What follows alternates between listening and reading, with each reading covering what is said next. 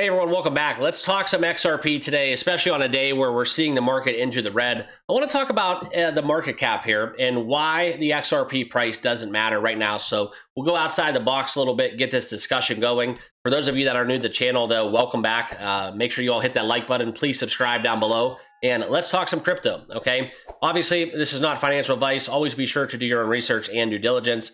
Before we get going, I want to share with you guys one of my affiliate sponsors. This is BITUNIX, okay? One of my trusted exchanges out there in the space. And the reason why I'm talking about it is not only is it a great spot in futures exchange, right now through September 11th, you will receive a 25% futures bonus if you deposit using my link down below in the description. I appreciate you guys that all do trade on my affiliate exchanges. That is something that is very important. It is also something that I am compensated on. So keep that in mind and obviously do your own research and make sure you understand the terms and conditions and that where you're located geographically, that it does align with BITUNIX's values, okay?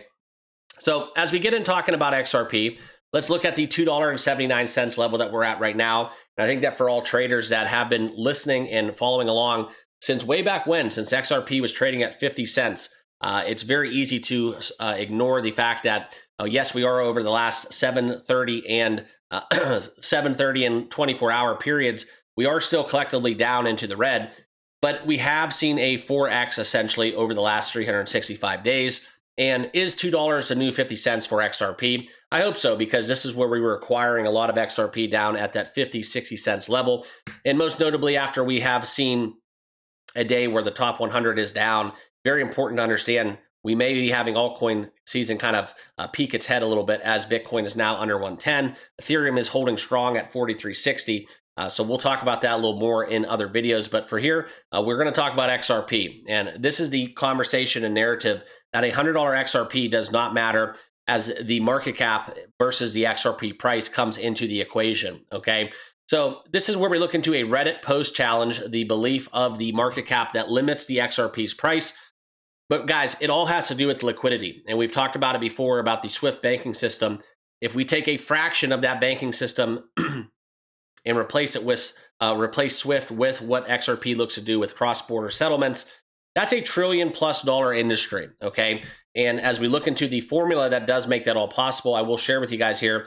We're going to look into the adoption and infrastructure growth. The institutional demand, okay, will drive the price of XRP way past what the market cap can deliver from a tokenomic standpoint, okay? And this is kind of where it goes into the market cap myth around XRP and looking at the formula that is just the price versus the circulating supply, a snapshot metric, if you will, not a ceiling, okay? All it cares about is the liquidity demand versus the supply. So in order to kind of alleviate all of that, we have to increase the liquidity demand. And that's exactly what replacing SWIFT would do. That's exactly what having the use case within banks, payment firms, and even CBDCs, if they use XRP to settle the trillions in dollars of transactions that would entail, that would result in them needing a lot more liquidity of XRP. Now, this is something where you look into how the same coins will circulate many times per year.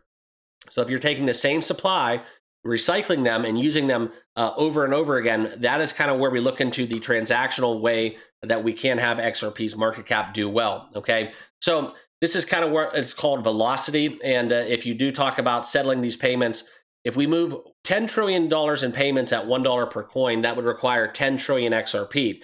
However, more at $100 per coin, only 100 billion would be needed, okay? So this is kind of where as we see adoption and that liquidity demand increase, the belief that XRP's price could rise outside of the market cap restrictions, I guess you would call them. That's kind of what the argument is at hand, okay? Now, analysts such as Armando Pantoja has backed, as well as the likes of Dom Kwok, a former Goldman Sachs executive here, as we talk about the quotes that I'm going to share with you guys. The market cap is too high. What does that matter? Okay, it's a technology that is going to be adopted regardless, and it has nothing to do with the market cap, and here's why. Now, that was why they do talk about kind of the demand here from an institutional standpoint, kind of being that the riser of this narrative, okay? Now, this is where we talk about Dom Kwok, the long-term path between $4, $10, and even $100. And some people out there believe $1,000 XRP is not impossible over the next decade. Okay, if you take into consideration all that liquidity demand, what would need to enter the fold, Sure, I can make that argument. Now, for me, I'm kind of a glass half full kind of guy. So when we talk XRP, we're talking $4 to $10.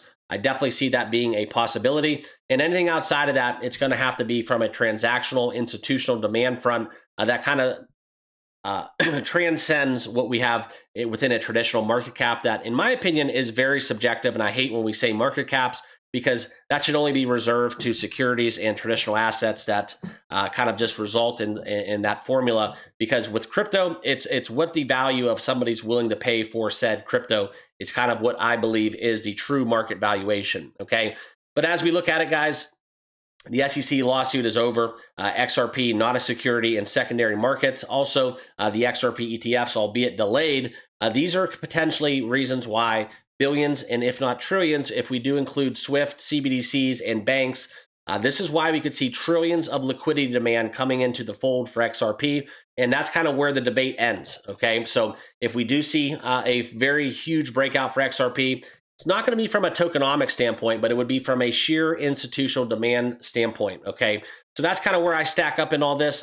Just, you guys will rate it all over X, all over the internet, whatever sources you do use for your information. You'll see it across the board. XRP to $10,000. Okay, sounds far-fetched. It is, but with all due respect, it has nothing to do with market cap.